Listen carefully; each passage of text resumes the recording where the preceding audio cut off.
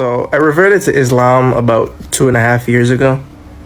And if you didn't know, I come from a Dominican and Puerto Rican background, so there's not really many of me, and it's quite foreign.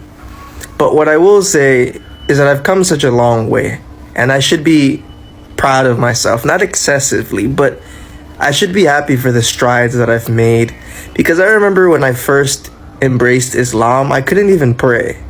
What I mean is my knees were literally so inflexible that I was in major pain just going into that position. I couldn't even sit down on my own legs.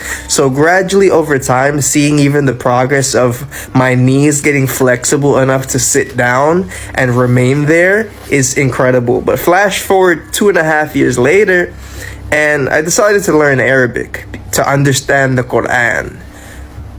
And man, it's hard, don't get me wrong, right? At first it was just squiggly lines, I couldn't understand anything, but then gradually over time I learned.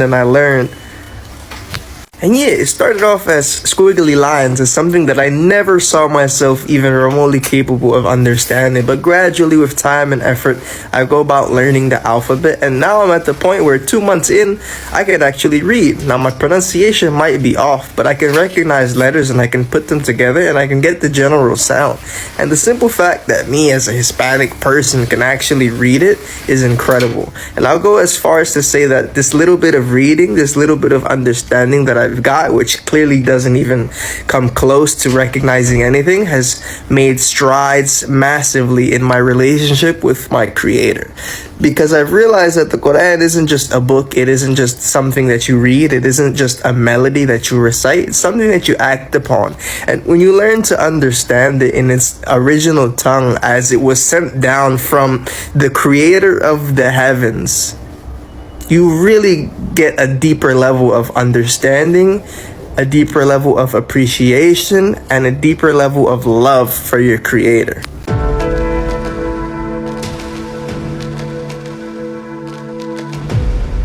So you're saying that my God is weak because he can't become weak, because he can't become limited, finite, and contingent.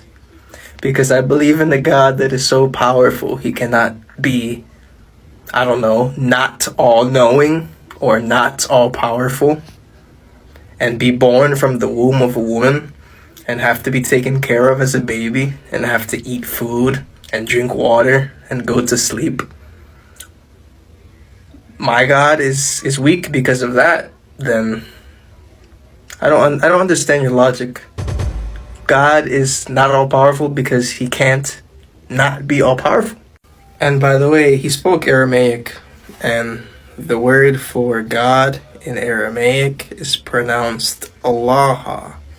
As in Hebrew, it's Elohim because it's a Semitic language. So Jesus was literally calling God Allah or Allah. Islam is truly a gift, and I say this because if you have a genuine intention to learn Quran, Allah subhanahu wa ta'ala will make it easy for you. I don't speak Arabic. I know a couple of short ayat, that's about it. I speak English and Spanish. Yet in 20 minutes, I've learned how to recite 3 beautiful verses.